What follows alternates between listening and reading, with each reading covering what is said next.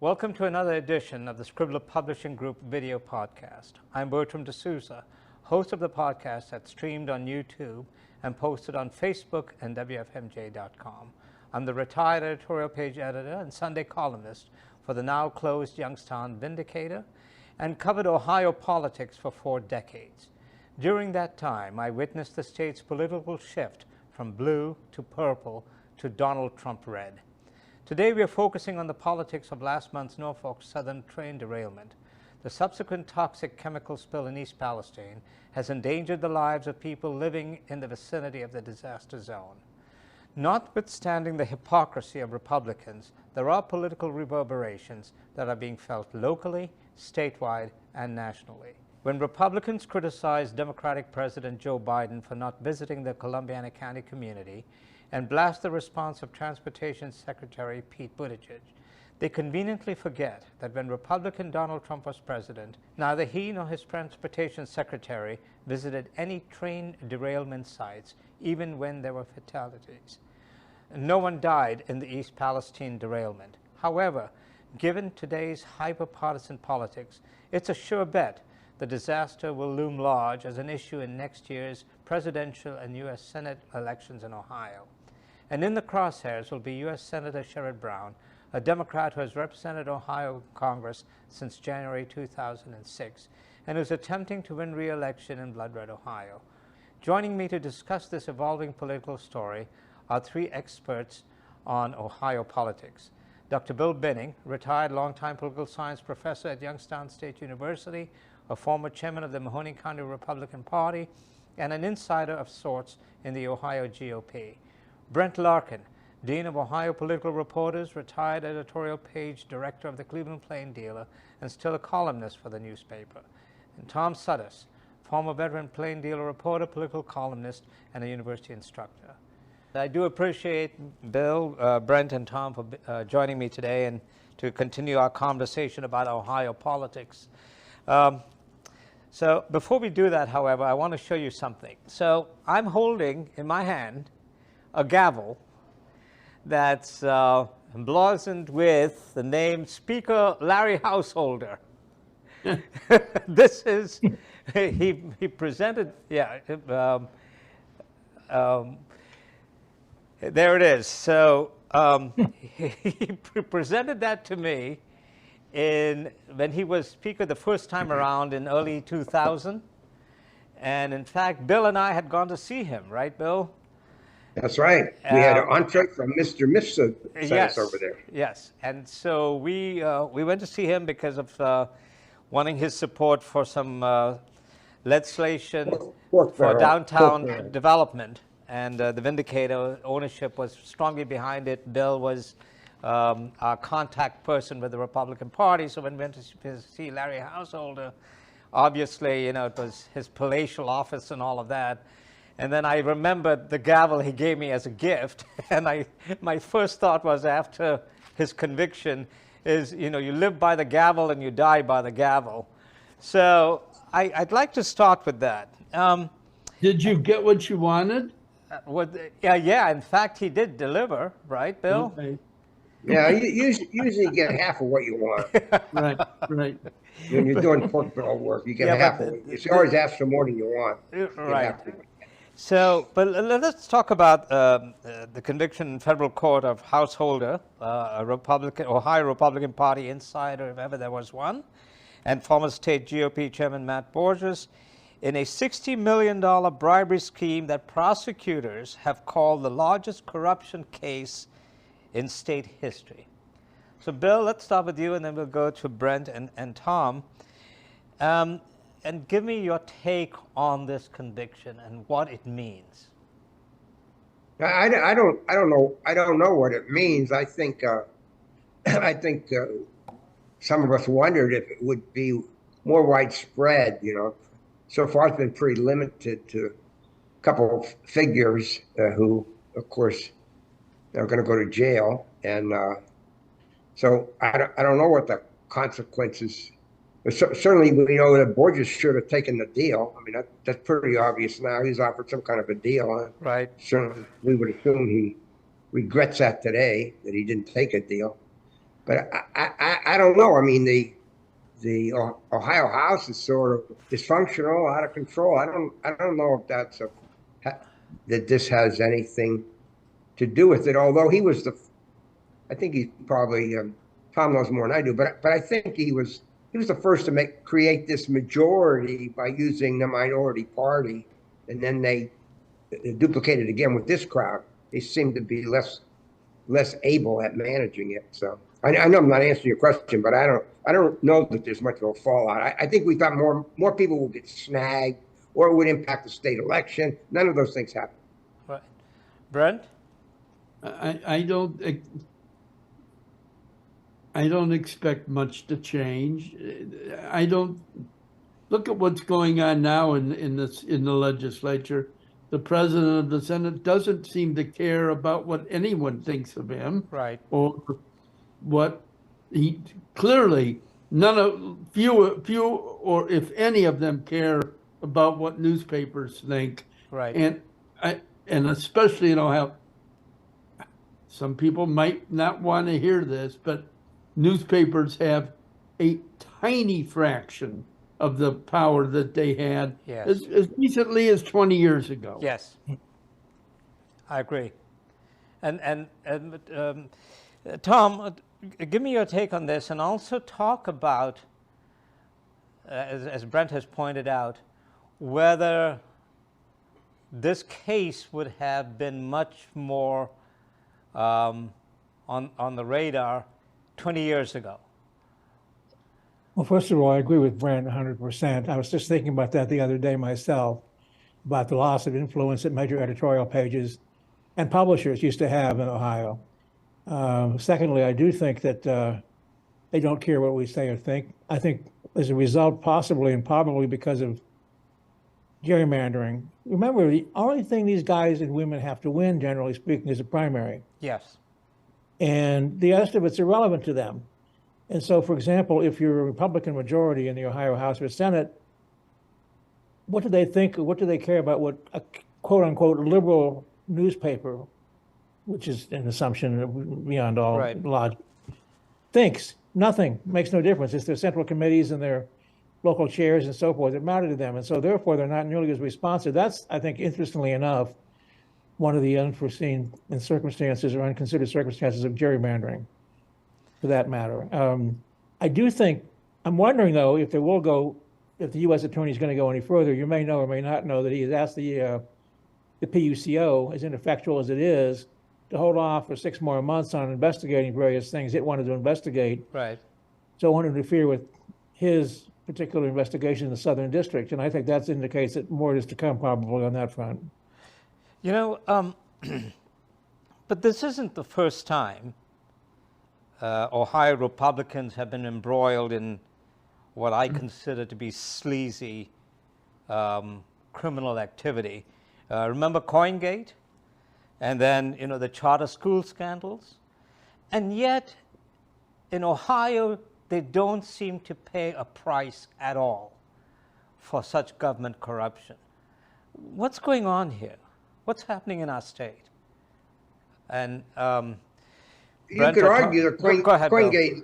CoinGate led to the loss of the governorship by the Republicans at that time. I mean, after 16 years, at the end of Taft, and the Democrats took the governorship for 4 years. Yeah, I don't know if you can attribute that to CoinGate. That contributed to it. So there was a minor loss. Yeah, the economy, the national economy was collapsing. Right. Bush had put the country into a wildly unpopular war. His approval ratings had tanked, and Ken Blackwell was a historically bad candidate. Those were pretty big factors also. But that's true. And Bertram, I don't know.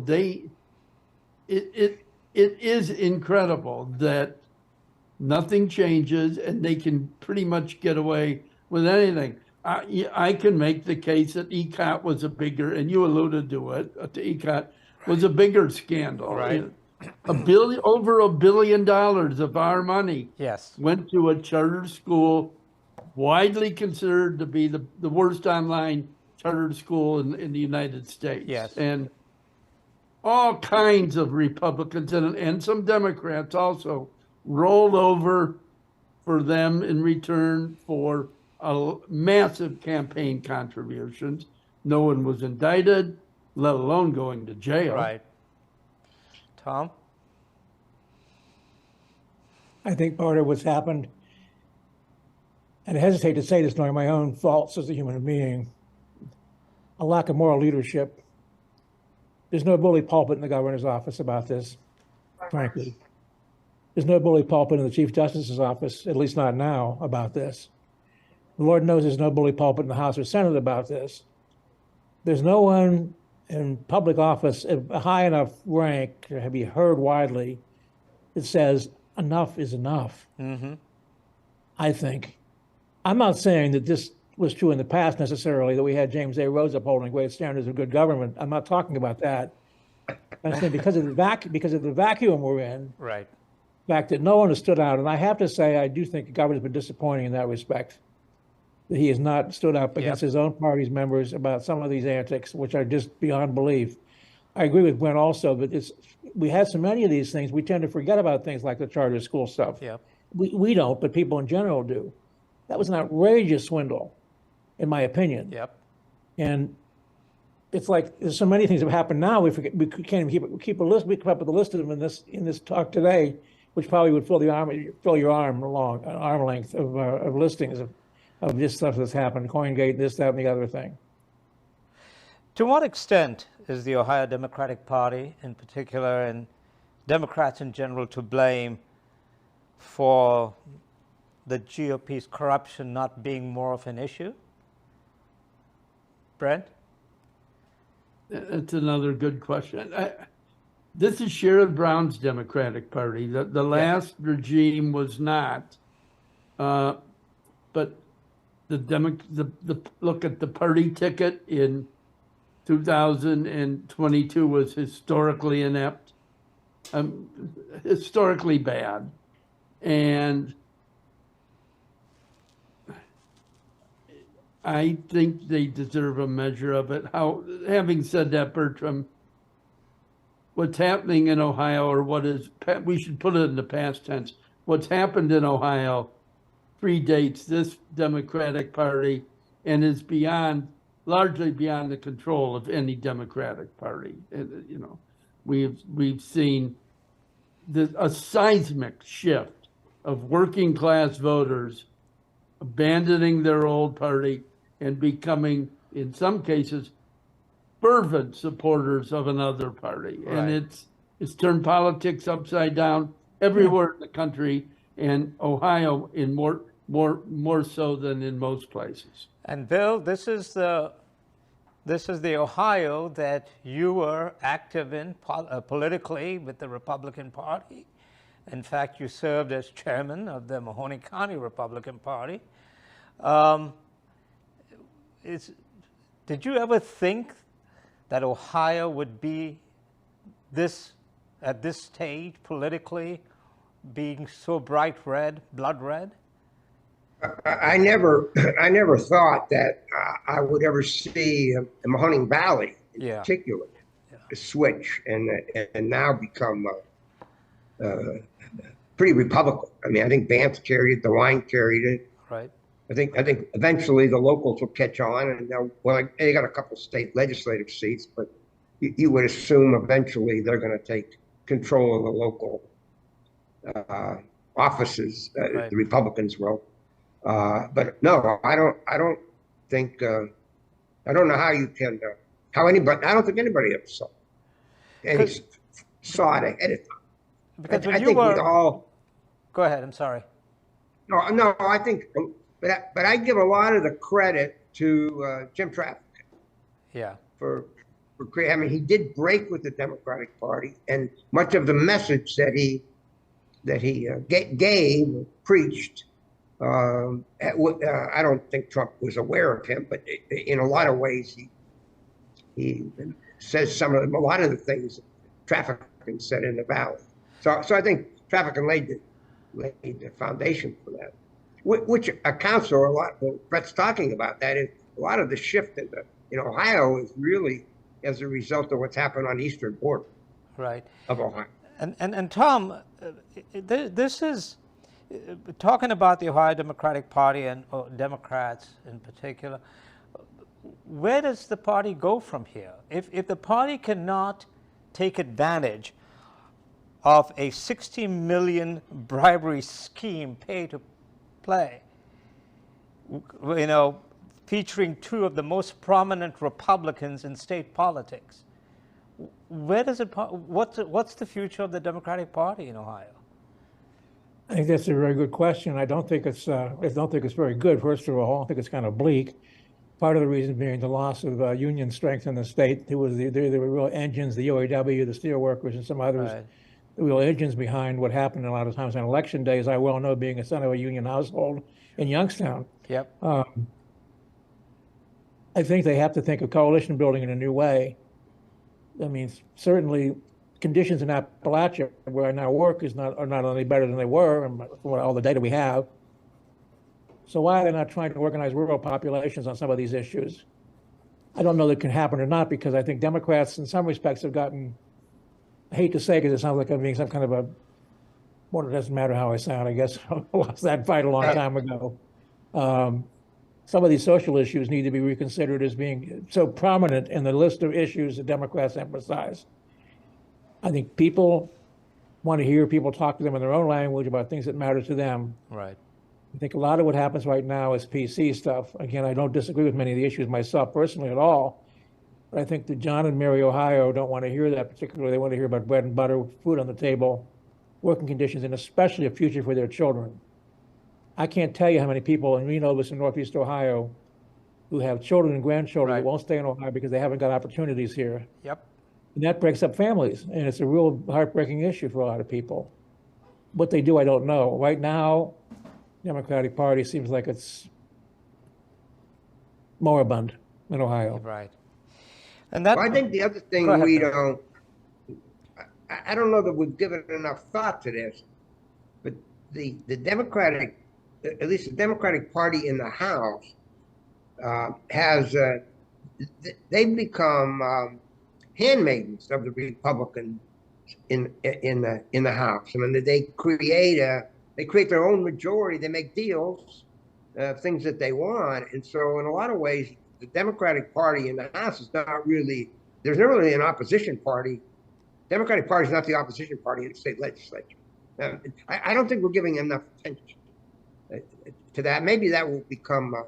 Maybe that won't last. But I think that certainly puts the Democrats in a difficult position if they're in an alliance with the Republicans to run the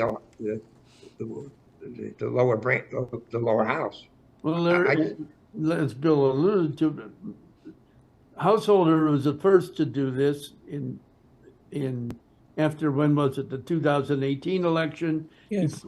He put together this coalition and immediately ignored began ignoring them. Right. And in House Bill 6 was probably the centerpiece of that. And this current coalition seems even more fragile in that there's a majority of the Republican caucus isn't going to go for it. And up here in Cuyahoga County, they've already tossed one Republican longtime legislator out of the party, Tom Patton.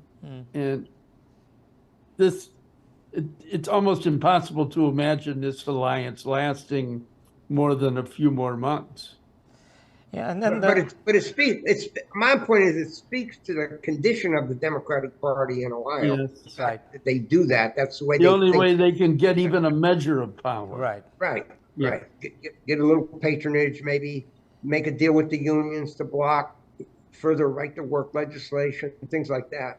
And if the role of a state legislator representing a district is to bring home the bacon, and you're in such a minority, you know, then you stop thinking about the party at large, and you start thinking about yourself and your own constituents, and you start making deals. And I think that's what you are finding right now. And that brings us to the issue at hand. next year's presidential and senatorial races in Ohio, Joe Biden and Sherrod Brown will be on the ballot and can be expected to face a Republican juggernaut led, I believe, by Donald Trump, who has a firm grip on the Buckeye State. The Norfolk Southern derailment in East Palestine will be used as a political hammer against Biden and Brown.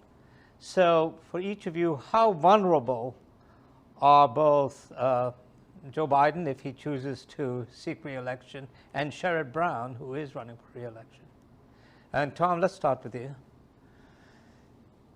Well, I'm not very good at presidential stuff because I never really covered it that way, and I don't know what to think about it. But I guess we'd have to believe, given Ohio's recent trends, that whoever the Republican nominee is, he or she possibly, will be in pretty decent shape in Ohio. As for Senator Brown, I'm not sure anybody can out-campaign him in terms of energy and messaging and so forth. But I still think it's going to be a tough battle because of the fact that we've never had a Democratic senator serve, I think, except for John Glenn, as long as he served so far. And people do get a little bit name weary after a while, the same papa soldier over and over and over again.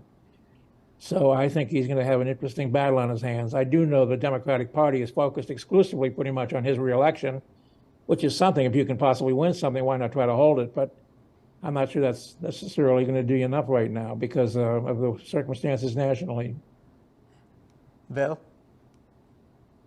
Well, I agree with you. I think probably, because I'm for de-sanctimonious, but I think that Trump is probably going to prevail and get the nomination. Somebody wrote that he holds the beer crowd, that the wine crowd is going with the sanctimonious, but the beer crowd is going to stick with Trump. And I think that's enough for Trump to succeed. I do have I had a thought on that with the candidates.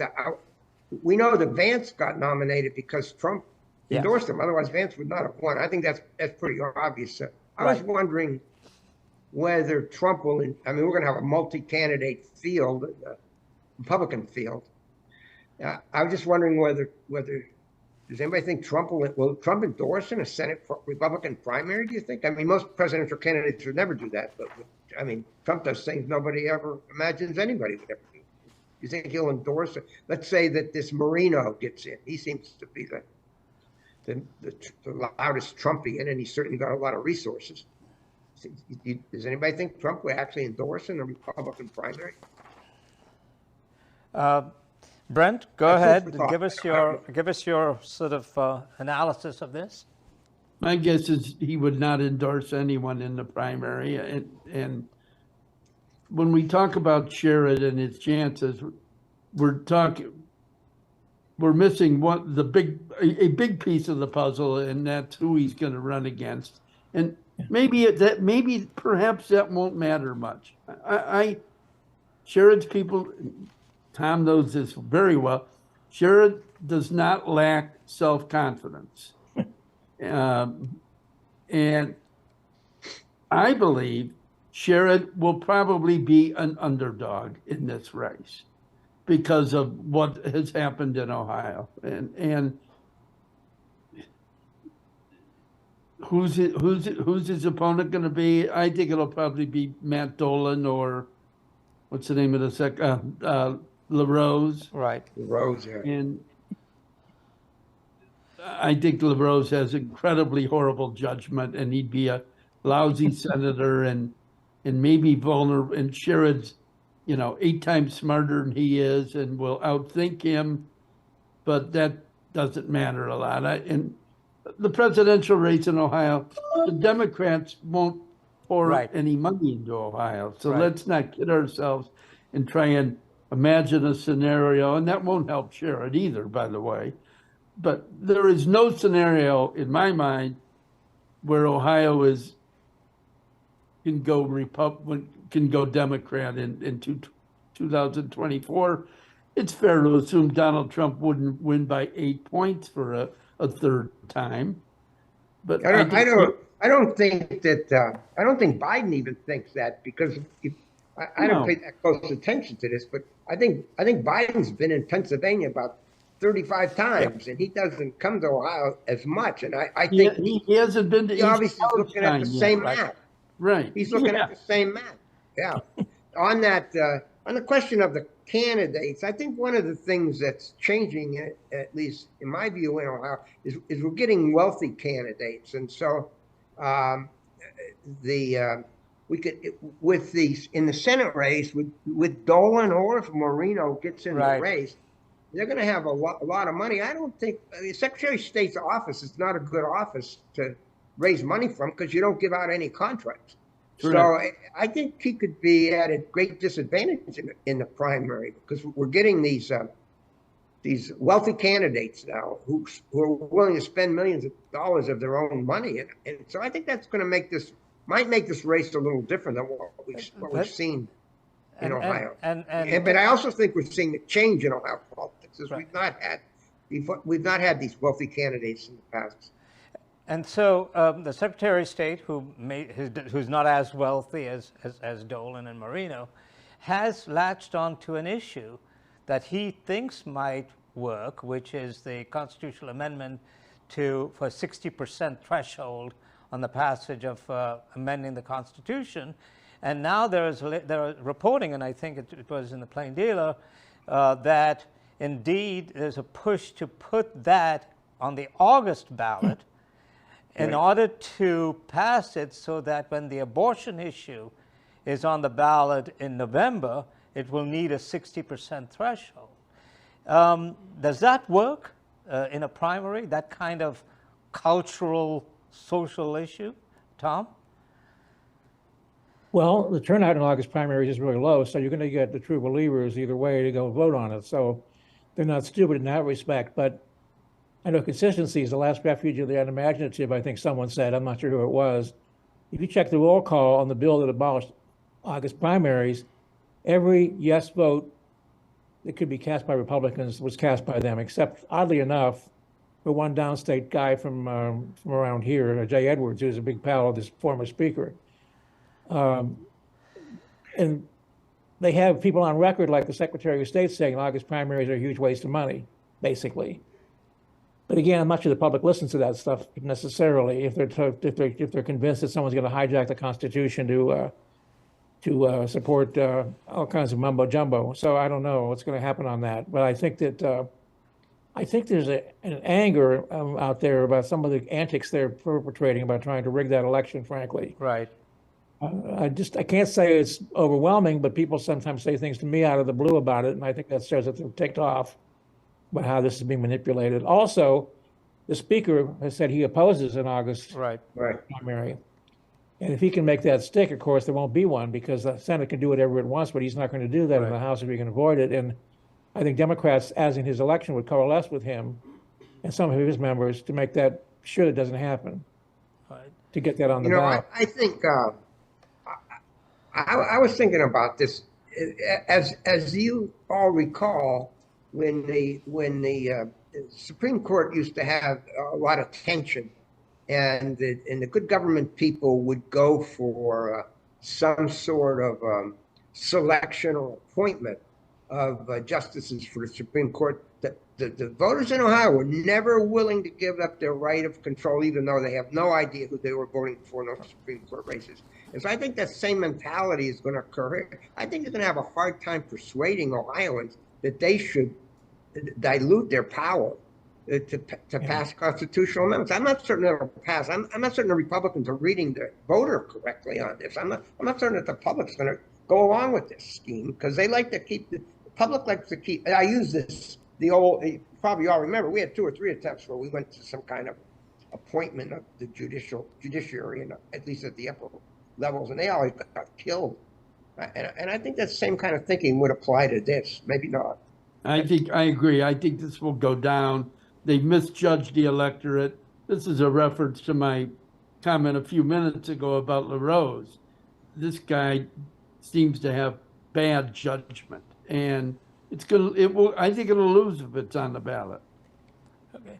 In addition to their corruption, the GOP corruption that doesn't seem to stick, The Republican hypocrisy also doesn't seem to stick. For example, in the Norfolk Southern derailment and a subsequent toxic spill, Republicans were quick to blast the president, Joe Biden, to blast the transportation secretary, even to blast Sherrod and Democrats in general for their response. And yet, as Fox News points out, when Trump was president, neither he nor his transportation secretary, Elaine Chao, visited any derailment sites, even when there were fatalities, and there were none in East Palestine. I mean, and yet they're going to use this as an election issue next year. How does that work, Brent? I saw a TV report, Bertram, that the young lady said that when Trump came, whenever it was last month, that she saw some people with tears in their eyes when he walked into the, and how do you explain that? And now I think you could argue Biden's made a political misjudgment by not even showing up there, but Trump doesn't give a shit about these people. But but he walks in the room, and they feel like the Messiah is. Yep. It's inexplicable to me. Bill? Yeah, well, he went there because he knew you would get the TV cameras. I mean, he was looking for some, and he did. He showed up a little late, but he did get some attention. And this is his lane. I mean, that Columbiana County, what is probably 70–80%. You got about 70%. Yes. It used to be an evenly divided county. In fact, you could sort of predict who was going to win the governorship by who won Columbiana County. Not anymore. It's huge. Republican. Your old pal Dave Johnson has created a kingdom unto himself in Columbiana County, right? Yes, and it shows what's happened in a kind of semi-rural, small-town Ohio. I mean, that's because they've become so Republican, not only there but other parts of the state. But that's really built the Republican character of the state of Ohio, the voting there. So Trump somebody probably told Trump knew that. This was his land, Trump land. Even handing out Trump water. I mean, talk about in a sleazy. And yes, I'm surprised he didn't bring paper towels to throw at them. Yes, exactly. Tom, I mean, right now it doesn't seem to be any. The old rule book of politics in Ohio has been tossed out, right? You mentioned a few minutes ago about the president not going to East Palestine, just for example. I think the National Democrats have written off Ohio, whether they should or not is another matter. That's obvious to me. They've been promised so much over the years by all these state chairs that we're going to do this, we're going to do that, and then you get an email maybe after they've lost everything about all the mayors they've elected. Well, that doesn't do anything in Columbus or anything in Washington. I think the thing that I think is really interesting, and I have to watch what I'm saying, not watch what I'm saying, but view this with my own belief system, is that I did a column, not that it mattered. If you look back to the 80s, even with Democratic gerrymandering, which was not nearly as severe because the technology wasn't any good then compared to what they have now, you had rural Democrats in the legislature. You had them from places like Seneca County, or not Seneca County, from Marion County, from those rural counties around Cincinnati. You had them from over over toward Washington County and so forth. Democrats lost that counterbalance in the countryside they used to have in Ohio. I think it's because of the embrace of people tired of hearing about whether they should be tired or not. It's another matter. Tired of hearing about social issues. Right. Now, that doesn't mean we should be unjust. Obviously, I think that's, I'm a strong believer in a lot of that stuff anyway, but that doesn't mean we should be seen, perceived, politically speaking, as a society is trying to shove it down people's throats. I think that's part of what's happened here in the countryside, and it's going to make a difference in people's reactions to things. Hey, Bertram, can I go back to the Senate race for a minute? Please do. What do you think? I mean, well, Tim Ryan lost his own Yes. congressional district, I believe. And that was going to be the next question. And I received a fundraising email from Sherrod, a letter. It's sent out to everybody, but for some reason I'm on the list, not only Sherrod's list, but even Donald Trump's list and the Republican list. So I think some Republicans have confused me to be Dinesh D'Souza. So I got on that. Yeah, I got right. on that list. But anyway, the tone of that fundraising letter was almost desperate. And like the two of you, Tom and Brent, I've covered Sherrod for 40 years. And it almost seems in desperation.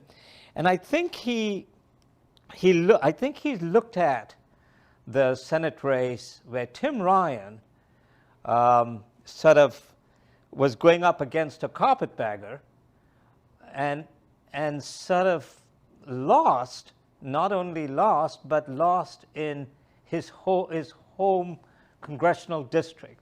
Right. And I think Sherrod sees that and realizes that the winds have shifted to such an extent that in the old days, remember when the Brown name meant something in Ohio politics, or when Sherrod sort of his blue collar, pro-union, workers first.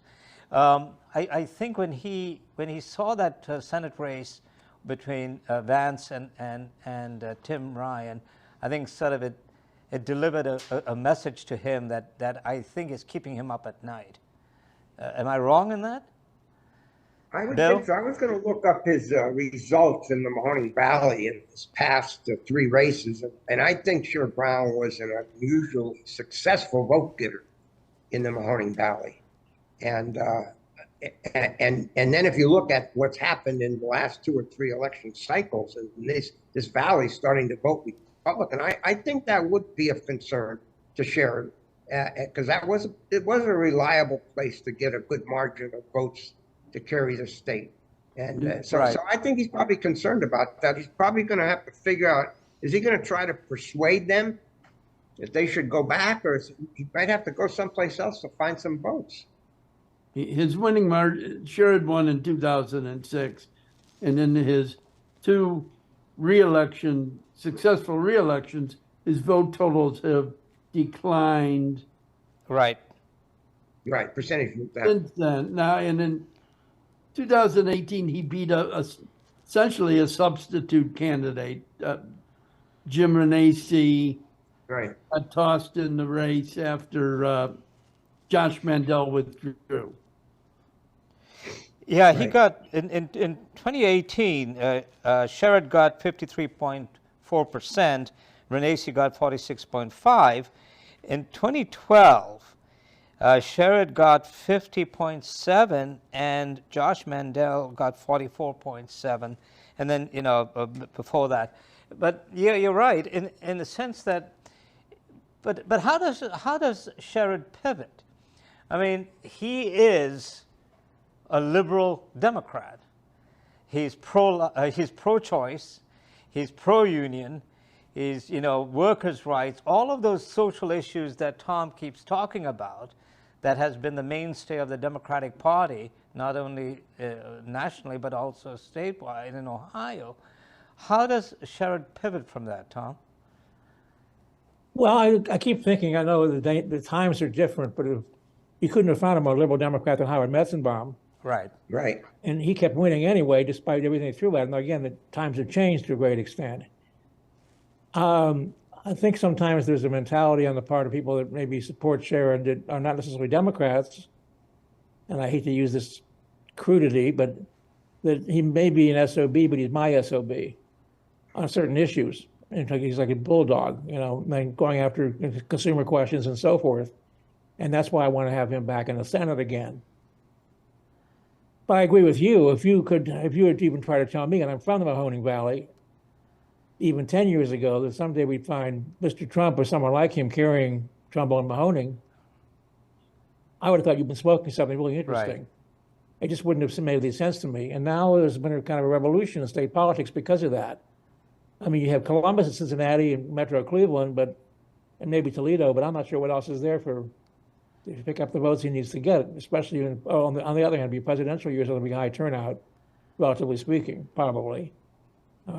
I'm not sure what that's going to mean in the long run. Another problem he has is a declining black turnout in recent elections, and especially in Cuyahoga County, where in 2000 it wasn't borderline pathetic, it was pathetic, and I believe it was the worst in the country in large urban areas. Right.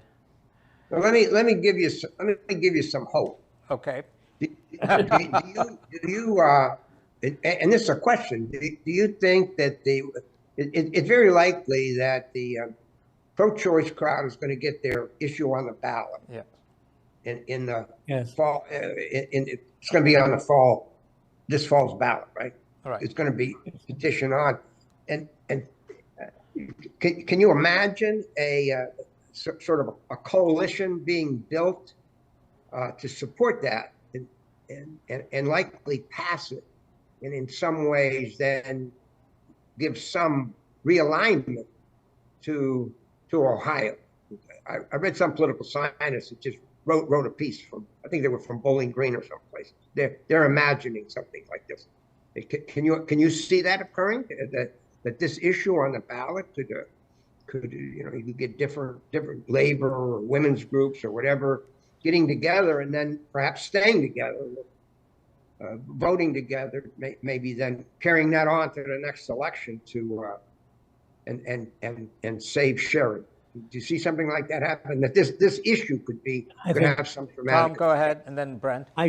Bill, I agree with you. I think if people feel they're empowered, and they may think that if they can win this ballot issue, then they can be thinking about a basis, because right now there's a kind of hopelessness about people in opposition to the existing regime in the state. By regime, I mean the mechanism in the state. Right. And if they did well, it could give a kind of exuberance to the idea that we're on the move, we're recovering, we're bouncing back. We're not necessarily like some of these other states, and they're not going to keep going that way anymore either. I think that's a very good point. I think it could be a great energizer, building volunteerism and so forth for the next year. Brent?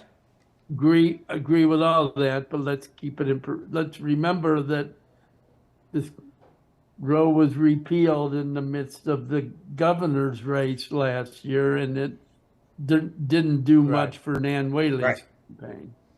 And also, in order for Senator Brown, to benefit from this coalition on the abortion issue, he would have to take a leadership role. He would have to be out front on this.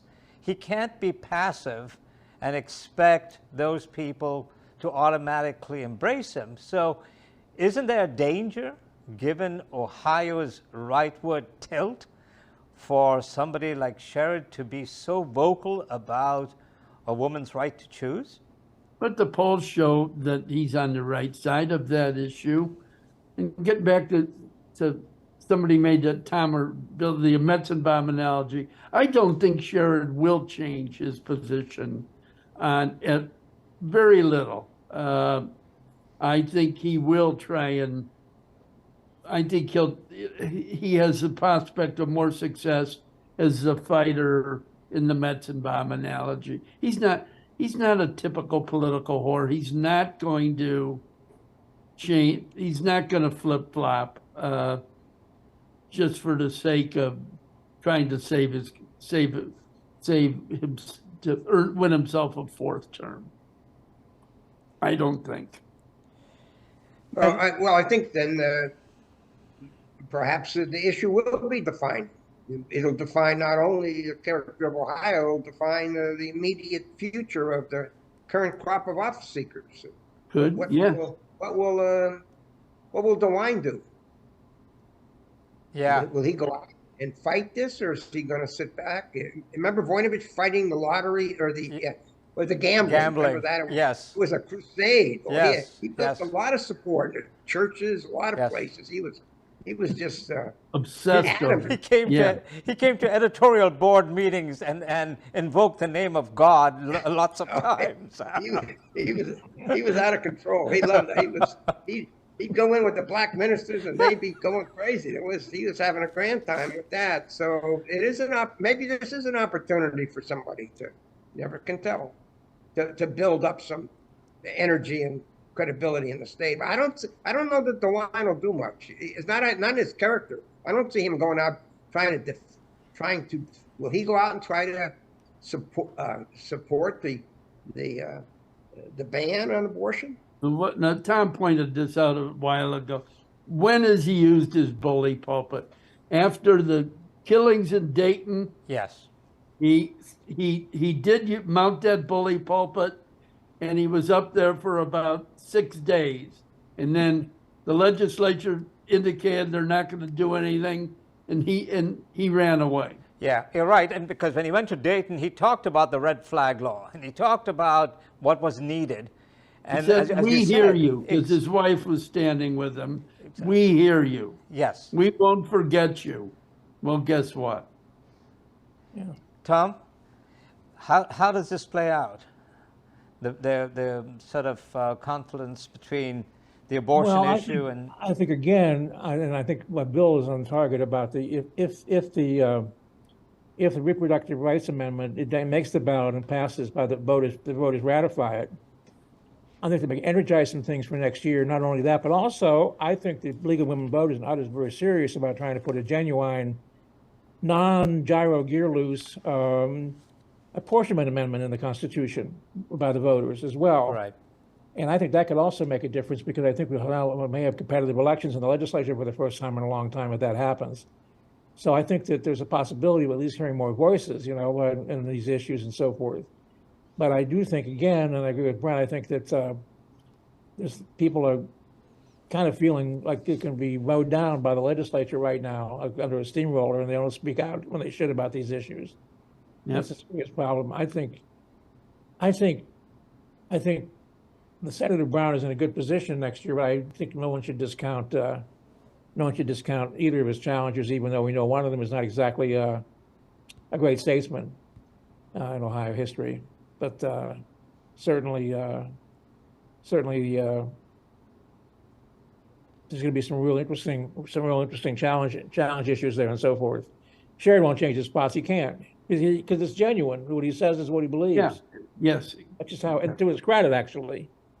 Yes. I think so. That's part of the issue right there. But does genuine, honest politics work in this era, given Donald Trump's success? Maybe not. And well, let's say that if Trump is the candidate, then he puts the Republican. I mean, we're talking about Sherrod. The Republican is put in an awkward position then, because if it's Dolan, he's in a very difficult position because he's never been a Trumpster. right. And so how's that going to work out for him? Yeah. That's going to be a problem. So he's not the only one. Trump's a big problem for the Republicans. Even though he's popular in Ohio and he's likely to win, he's still problematic for these candidates. That's why I was thinking, is he going to?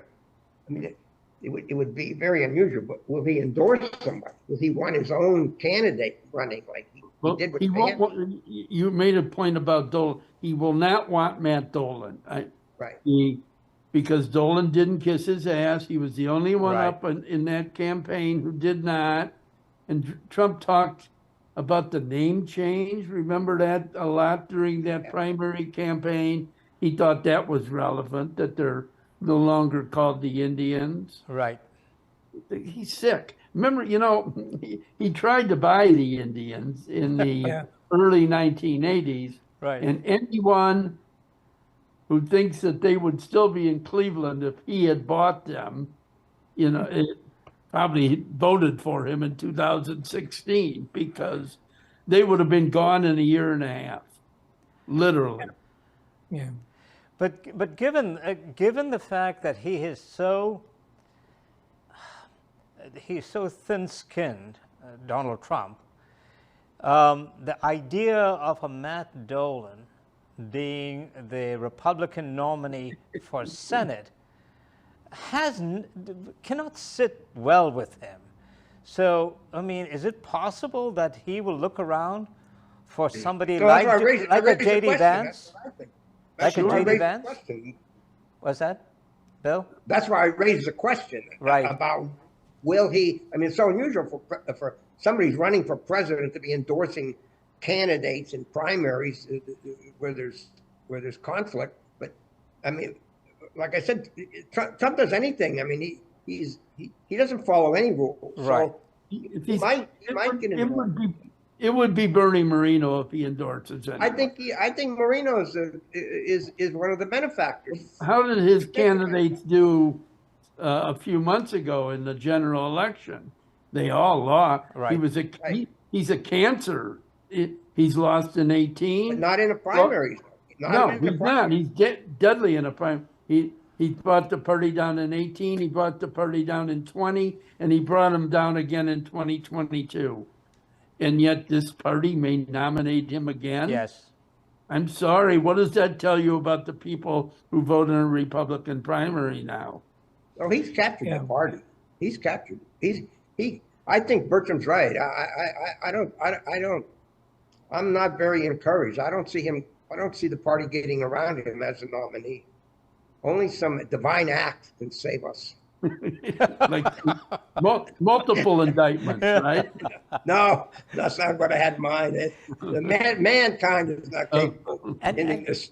And you know, the problem too is that while there might be some legitimate legal issues that can be raised against him, the idea, this idea of paying off a porn star, you know, who actually came to Ohio, if you recall, and performed. I think, what was it, in Columbus?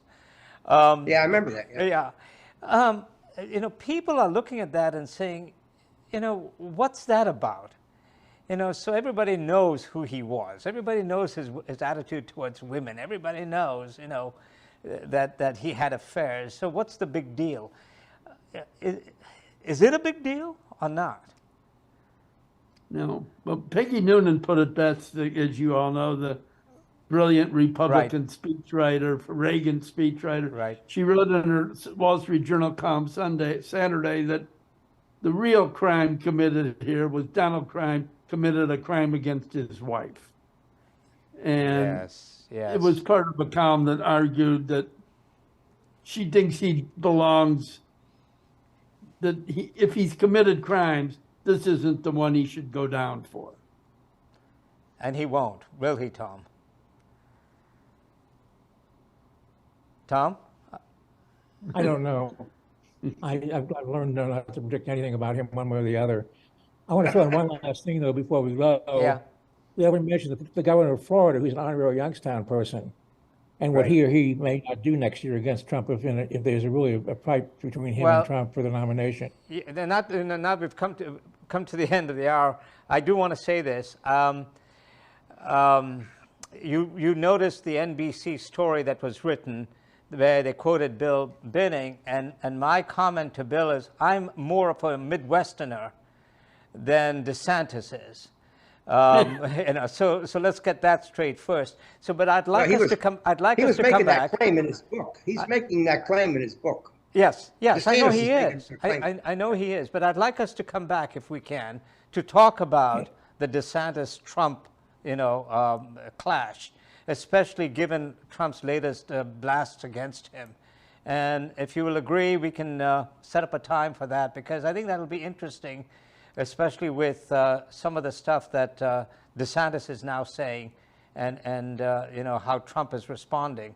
It's going to be an interesting thing, and since Bill is not too far from where Donald Trump lives, maybe you can get Trump on as our guest, Bill. That's right. Yeah, that's right. That NBC story you wrote is getting a lot, that you mentioned, is getting a lot of attention. It was written in part by former plain dealer politics guy Henry Gomez. Yes, who was who, also from Youngstown, who went to YSU. Yes, who's a first-rate reporter. Yes, he is. Yes, very good. Yeah, so he did a lot of work on that. Gentlemen, I thank you. I appreciate this. This is, again, you know, I always appreciate the fact that you three are people who know what they're talking about when we talk about Ohio politics. And we really need more of that. And by the way, Brent and Tom, I read the Plain Dealer editor's latest column about Somebody had to. about DeSantis coming to Ohio. Yes. And I Book burners. we will chat book about burners. that between us. But thank you again, gentlemen. We'll see you later. Thank you. Talk to you later. See ya. Bye-bye. Bye bye. See you then. Thank you.